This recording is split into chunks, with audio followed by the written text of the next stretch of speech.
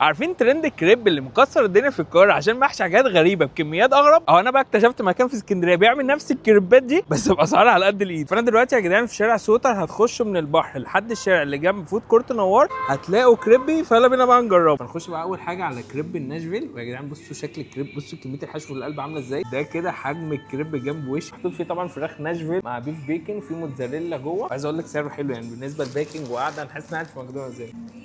التتبيله بتاعت الفراخ خطيره، فراخ معموله ناشفيل ايه على الرايق قوي. صوص السويت شيري محطوط جامد، وعاجبني قوي ان العجينه اللي بره تحس ان هي كراستي بس في نفس الوقت مش اللي هي تضايقك. بصي قطعه الفراخ اللي في القلب عامله ازاي، قطعه يعني رأس رانش كده.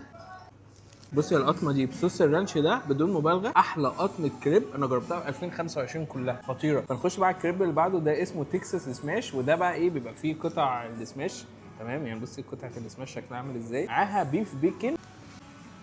بس الكريب عن السندوتشات انها بتشبع، بيبقى فيها كميه حشو كتير وزحمه قوي. الكواليتي بتاعت اللحمه بتاعت السماش حلوه قوي. ولا غلط، بحب قوي نوعيه البيف بيكن دي. مش بقول لك بتطلع التجربه. فنحل بقى في الاخر بواحد سوشي. هو ده بيبقى عباره عن ايه، كريب ملفوف على كيك، حطيت عليه بقى ايه صوصات على الوش مع شوكليت شيبس والحاجات دي كلها. كان ده هيدن جيم يعني. كيكه الفاجيل في القلب حلوه قوي، طبعا الصوصات حلوه، فبالتالي صوص الكندر هيبقى جامد. 10 من 10.